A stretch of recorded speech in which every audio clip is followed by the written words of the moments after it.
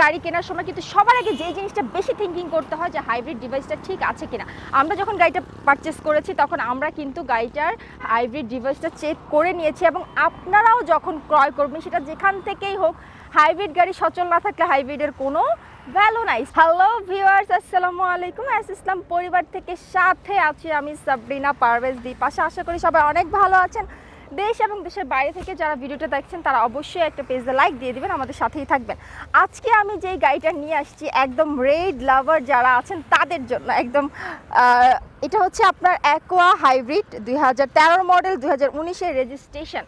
এবং এই গাড়িটার মধ্যে আপনারা মানে এক কথায় মানে যারা হচ্ছে আপনারা চিন্তা করে থাকেন যে এমন একটা গাড়ি চাই যার মধ্যে মোটামুটি কম বাজেটের মধ্যে ভালো ফিচার থাকবে এবং কমফোর্টেবল, এবং ট্রাফিক জ্যাম যে এড়িয়ে চলা যায়, মানে ট্রাফিক জ্যাম বলতে আসলে অ্যাকচুয়ালি গাড়িটা ছোট, অন্যান্য গাড়ি থেকে এটা মুভমেন্ট খুব ভালো হয়, যার জন্য বললাম। এখন এই গাড়িটাতে আপনারা পেয়ে যাচ্ছেন। আমি যদি একটু সামনে থেকে লুকিংটা দেখাই আপনাদেরকে। আরেকটা বিষয় আমি একটু বলে নিই, আমরা কিন্তু একেবারে খুবই ফ্রেশ কন্ডিশনের গাড়ি নিয়ে আসি।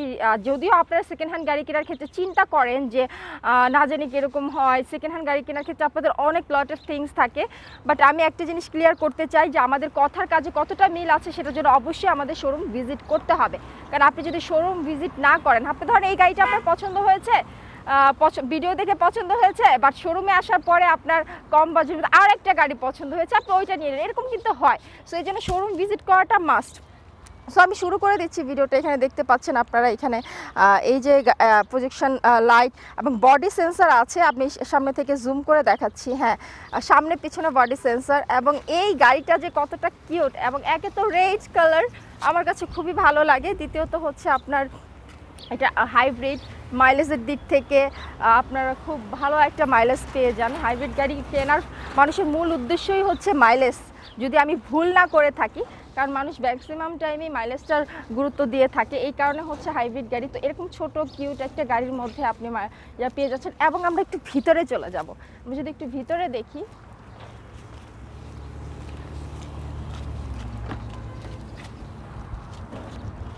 দেখতেই পাচ্ছেন এটার ইন্টেরিয়রটা একদম ইউজার খুব যত্ন সহকারে ব্যবহার করেছে, একদম আমরা নিঃসন্দেহে বলতেই পারি। দেখতেই পাচ্ছেন প্রতিটা জিনিস এতটা নিট অ্যান্ড ক্লিন, একেবারে সামনাসামনি দেখলে আরেকটু বুঝে যাবেন।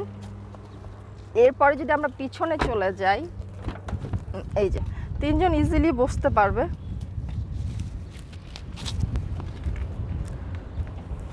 এখন তৌহিদ আফ্রিদির মতো যদি কেউ মাকে গিফট করতে চান অ্যাকোয়া হাইব্রিড গাড়ি, বা হচ্ছে আপনার পরিবারে কোনো বোনকে বা বাবাকে গিফট করতে চান, তাহলেও কিন্তু বেস্ট হয়। কারণ হচ্ছে যে এই গাড়িটা খুবই কমফোর্টেবল এবং পরিচালনা করে খুব পাবে। এখন দেখা গেছে পিছনেও বেশ স্পেস আছে একদম লাগেজ ক্যারি করার জন্য। সো ভিউয়ার্স, আমরা তো সামনে পিছনে দেখেই নিলাম। সো আমরা এখন চলে যাবো গাড়ির ইঞ্জিন কন্ডিশনে। So let's see. হাইব্রিড গাড়ি কেনার সময় কিন্তু সবার আগে যে জিনিসটা বেশি থিঙ্কিং করতে হয় যে হাইব্রিড ডিভাইসটা ঠিক আছে কিনা। আমরা যখন গাড়িটা পারচেস করেছি তখন আমরা কিন্তু গাড়িটার হাইব্রিড ডিভাইসটা চেক করে নিয়েছি, এবং আপনারাও যখন ক্রয় করবেন সেটা যেখান থেকেই হোক, হাইব্রিড গাড়ি সচল না থাকলে হাইব্রিডের কোনো ভ্যালু নাই। সো সেটা অবশ্যই চেক করে নিতে হবে, এবং সাথে অবশ্যই এমন কাউকে নিয়ে আসতে হবে যে গাড়ি সম্পর্কে খুব ভালো বোঝে। সো ভিউয়ার্স, এই গাড়িটা আমরা কত টাকায় দিচ্ছি দেখতেই পাচ্ছেন। ইঞ্জিন কন্ডিশন খুব ফ্রেশ আছে, এবং আপনারা আমি অবশ্যই বলবো রোড টেস্ট করবেন। রোড টেস্ট করে নেওয়ার পরেই গাড়ির ব্যাপারে আপনারা সিদ্ধান্ত নেবেন। সো ভিউয়ার্স, আমরা গাড়িটার সামনে পিছনে দেখে নিলাম। এরকম কিউট রেড লাভার যারা আছেন তাদের জন্য বলছি। সো এই গাড়িটা আমরা দিচ্ছি, আর আপনারা জানেন ইসলাম পরিবার কম প্রফিটে বেশি গাড়ি সেল করে থাকে। সো এই গাড়িটা আমরা দিচ্ছি 11,40,000 টাকা। এরপরেও যদি গাড়িটা আপনাদের পছন্দ হয়, অল অপশনস আপনাদের মনের মতো হয়, দেন দামের ব্যাপারে আলোচনা করার সুযোগ তো থাকছেই। এতক্ষণ পর্যন্ত যারা ভিডিওটি দেখছিলেন তাদেরকে অনেক অনেক ধন্যবাদ। পরবর্তী ভিডিও পর্যন্ত আমাদের সাথেই থাকুন। আল্লাহ হাফেজ।